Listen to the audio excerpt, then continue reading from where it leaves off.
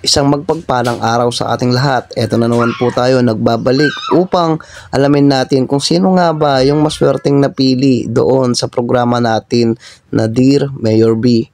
Kamakailan lang ay nagpost tayo patungkol doon sa dalawang possible beneficiary na makakatanggap ng financial assistance mula sa Dear Mayor B program. At sino nga ba ang ating maswerteng napili? Dito malalaman natin at ating tutunghayan ang mga benepisyo na natanggap noong maswerteng napili dito sa programang ito.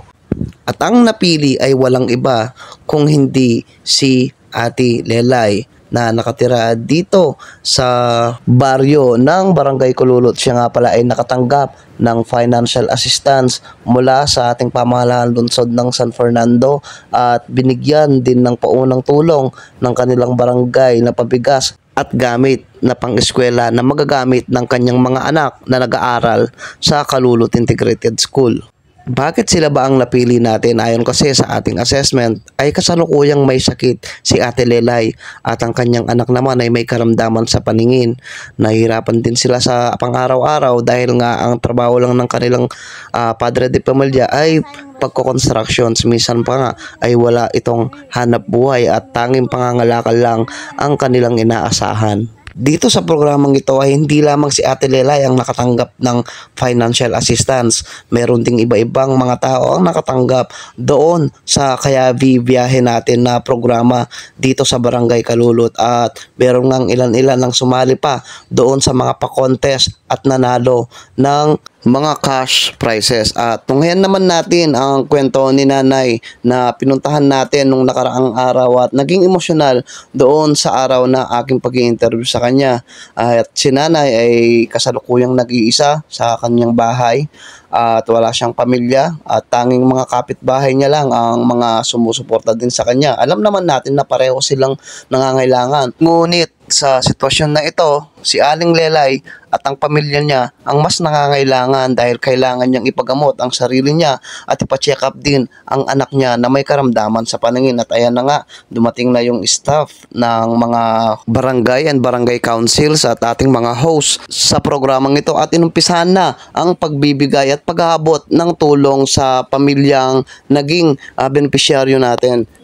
At ilang sandali lang ay nabigay na yung mga bag gamit ng mga bata para sa kanilang pag-aaral at financial assistance na nagmula sa City Government of City of San Fernando, Pampanga na magagamit ni Ate upang magpasuri sa doktor sa kabila ng kanyang mga karamdaman at pati na rin ng kanyang anak na may kapansanan sa paningin. At pagkatapos nga ng problemang ito ay pumunta kaagad-agad ang barangay council doon sa isa nating ininterbyuhan na kliyente para din abutin ng tulong. Siyempre hindi lang si Ate Lelay, pati na rin si ate at ito'y inabutan ng barangay councils ng Barangay Kalulot at binigyan ito ng isang sakong bigas upang magamit na rin para sa isang buwang pangkain ni Nanay. At heto nga pala yung mga kasama natin na masayang naglalakad habang papunta doon sa ating beneficiaryo. At gaano man kainit ang panahon at hirap ng trabaho ay kinakaya natin pag alam mo sa sarili mo na mahal mo yung ginagawa o trabaho mo. Tumasag ka lalamunan natin kaming lola rin eh. Very useful na rin dadalang napan. Ayun, maya-maya lang ay natapos na kami at tumuloy naman tayo sa ilang mga beneficiary natin patungkol sa ibang mga programa. At habang nagmamaneho ako ay may nakikita akong mag-ina na nag-aabang ng sasakyan, ngunit lumipas na ang ilang minuto at papuntang isang oras ay wala pa rin masakyan, kaya nung malayo pa lang ako ay sinakay ko na sila dahil kasi malayo pa lang ako. Napansin na kita, nakatingin ka sa mata ko eh. Parang ramdam ko na gusto nyo nang umuwi. At ayun, hanggang dito na lamang po. Maraming salamat po sa inyong panonood at walang sawang pagsuporta. Maraming salamat po. Bye-bye. Ingat eh!